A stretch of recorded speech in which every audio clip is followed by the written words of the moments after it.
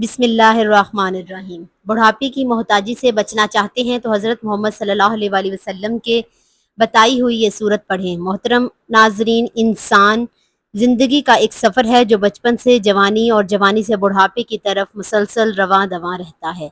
یہ دنیا دارالامتحان ہے جہاں ہر مرحلہ انسان اپنے ساتھ آزمائشیں اور حکمتیں لے کر آتا ہے۔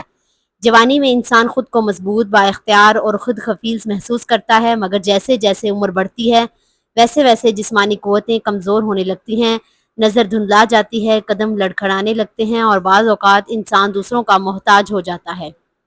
یہی وہ مرحلہ ہے جسے بڑھاپا کہا جاتا ہے، اور یہی وہ وقت ہوتا ہے جب انسان کو سب سے زیادہ سہارا، محبت، توجہ کی ضرورت ہوتی ہے۔ لیکن افسوس کہ آج کے دور میں بڑھاپا اکثر تنہائی، بے بسی اور محتاجی کا دوسرا نام بن چکا ہے۔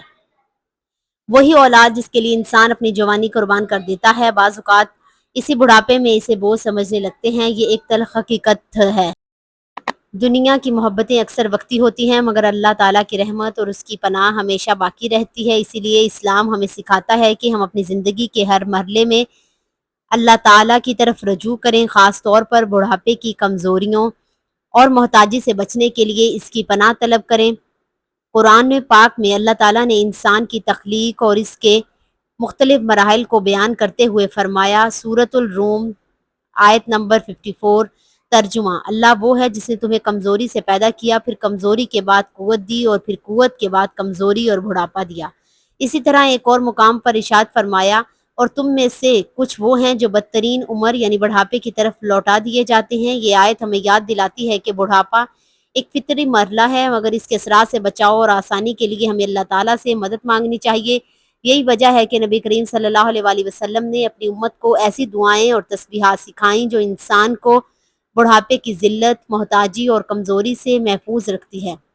رسول اللہ صلی اللہ علیہ وآلہ وسلم کی سنت مبارکہ ہمیں بار بار یہ تعلیم ملتی ہے کہ اللہ تعالیٰ نے ہر انسان کی قسم کمزوری اور محتاجی سے پناہ مانگے۔ ایک حدیث میں آتا ہے کہ نبی کریم صلی اللہ علیہ وآلہ وسلم یہ دعا کثرت سے پڑھا کرتے تھے۔ ترجمہ: اے اللہ، میں تیری پناہ مانگتی ہوں عاجزی، بے بسی، سستی، بزدلی، بڑھاپے اور بخل سے۔ ایک اور حدیث میں نبی صلی اللہ علیہ وآلہ وسلم نے فرمایا، 5 چیزوں کو 5 چیزوں سے پہلے غنیمت جانو: اپنی جوانی کو بڑھاپے سے پہلے، صحت کو بیماری سے پہلے، مالداری کو محتاجی سے پہلے۔ یہ حدیث ہمیں متوجہ کرتی ہے کہ بڑھاپے سے پہلے ہی اپنی زندگی کو سنوار لینا چاہیے اور ایسے اعمال اختیار کرنے چاہیے جو ہمیں آخری عمر میں سہارا دیں۔ بے شک اسی طرح ایک اور حدیث میں آتا ہے، رسول اللہ صلی اللہ علیہ وسلم نے فرمایا، محبت بری نظر سے حضرت بلال کو دیکھا اور فرمایا، بلال یہ کام تم کرو گے۔ حضرت بلال رضی اللہ تعالیٰ عنہ کا دل دھڑک اٹھا، جو کل تک غلام تھا آج اسلام کی سب سے بڑی آواز بننے جا رہا تھا۔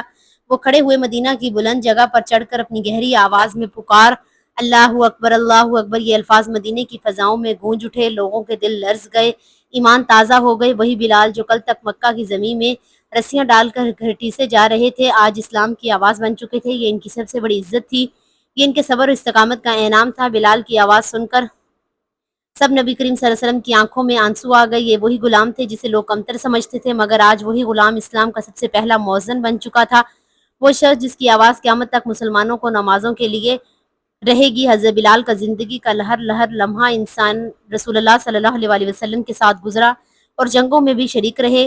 انہوں نے سختیاں برداشت کی مگر کبھی پیچھے نہیں ہٹے۔ ان کا ایمان اتنا مضبوط ہو چکا تھا کہ اب دنیا کی کوئی طاقت ہلا نہیں سکتی تھی، مگر بلال کی آزمائش کا سب سے سخت وقت ابھی باقی تھا، جو وقت محبوب نبی کریم صلی اللہ علیہ وسلم اس دنیا سے رخصت ہونے والے تھے۔ مدینہ کی فضاؤں میں اداسی چھا چکی تھی، ہر آنکھ اشک بار تھی، ہر دل بوجھل تھا۔ وہی ہستی جس کی وجود سے مدینہ روشن تھا اب وہ دنیا کو الوداع کہنے والی تھی۔ جب نبی صلی اللہ علیہ وآلہ وسلم کا وصال شریف ہوا، بلال کے لیے یہ خبر ناقابل برداشت تھی۔ وہ ہر لمحہ نبی پاک صلی اللہ علیہ وآلہ وسلم کے ساتھ رہتے تھے، جو ہر نماز میں ان کے لیے آذان دیتے تھے۔ وہ کیسے اس حقیقت کو قبول کرتے ہیں کہ اب نبی کریم صلی اللہ علیہ وآلہ وسلم کی زیارت نہیں کر سکیں گے؟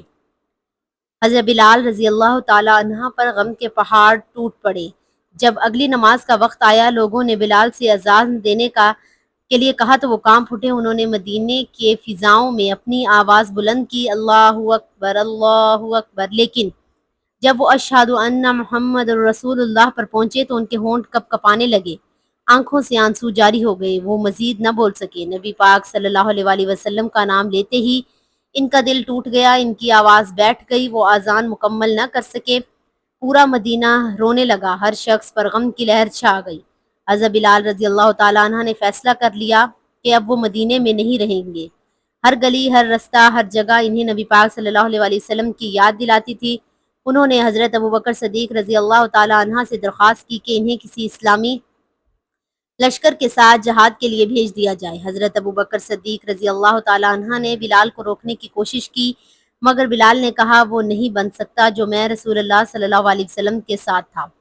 اب میرا مدینے میں دل نہیں لگتا۔ چنانچہ بلال مدینے سے چلے گئے اور وہاں جہاد میں حصہ لیتے رہے، مگر ان کا دل ہمیشہ مدینے کی یاد میں تڑپتا رہا، اور نبی پاک صلی اللہ علیہ وآلہ وسلم کی محبت میں اتنے سرشار تھے کہ ان کے بغیر کسی چیز میں دل نہ لگتا۔ محترم ناظرین، حضرت انس بن مالک رضی اللہ تعالیٰ عنہ روایت کرتے ہیں کہ نبی پاک صلی اللہ علیہ وآلہ وسلم نے ارشاد فرمایا کہ اس سورت کو پڑھنے سے انسان سستی، کمزوری، بزدلی اور بڑھاپے کی مشکلات سے محفوظ رہتا ہے۔ اس کی دنیا اور آخرت سمجھ جاتی ہے، اس کی قبر کی منزلیں آسان ہوتی ہیں۔ نبی صلی اللہ علیہ وآلہ وسلم نے ہمیں یہ سورت سکھائی جو ہمیں دنیا اور آخرت کی آزمائشوں سے بچانے کا ذریعہ بن جاتی ہے۔ اس سورت کو ہر مسلمان اپنی زندگی کا حصہ بنا لیں تاکہ اللہ تعالیٰ کی رحمت اور حفاظت میں رہیں۔ تو ناظرین محترم، وقت کی نزاکت کو مد نظر رکھتے ہوئے آئیں آپ کو بتاتے ہیں اس سورت کے بارے میں، جو اگر انسان پڑھنے کا معمول بنا لے تو بڑھاپے میں جب سب چھوڑ جاتے ہیں، حتیٰ کہ اولاد بھی چھوڑ جاتی ہے، تو انسان محتاجی سے بچ جاتا ہے۔ تو اس سیرت کو آپ نے کسی نماز کے بعد پڑھنا چاہیں تو بھی افضل ہے، ورنہ جب جہاں جیسے آپ کو وقت مل جائے آپ چلتے پھرتے بھی اس دعا کو پڑھ سکتے ہیں۔ اس کے لیے سب سے پہلے آپ نے حضور پاک صلی اللہ علیہ وآلہ وسلم کی ذات اقدس پر درود پاک کا نذرانہ پیش کرنا ہے۔ درود پاک آپ مختصر سا بھی پڑھ سکتے ہیں، آپ صلی اللہ علیہ وآلہ وسلم یا صلی اللہ علی محمد یا، لیکن درود ابراہیمی کی اہمیت و فضیلت بہت زیادہ ہے، اسی لیے ثواب کے طور پر ایک مرتبہ میرے ساتھ بھی درود ابراہیمی پڑھ لیں۔ اللہم صلی علی محمد وعلی آل محمد کما صلیت علی ابراہیم وعلی آل ابراہیم انک حمید مجید۔ اللہم بارک علی محمد وعلی آل محمد کما بارکت علی ابراہیم وعلی آل ابراہیم انک حمید مجید۔ درود پاک پڑھنے کے بعد آپ نے سب سے پہلے ہاتھوں کی انگلیوں پر یا تسبیح کے دانوں پر گن کر صرف 21 مرتبہ حسبی اللہ لا الہ الا ہوا الیہ توکلت، یعنی ترجمہ اللہ ہی مجھے کافی ہے، اس کے سوا کوئی معبود نہیں، اسی پر میں نے بھروسہ کیا، پڑھ لینا ہے۔ اور اس کے بعد آج کے عمل کی تسبیح یعنی یہ دعا، اللہم انی اعوذ بک من العجز والاکسل والحبج والحرم والبخل واعوذ بک من عذاب القبر ومن فتنۃ المحی الموت۔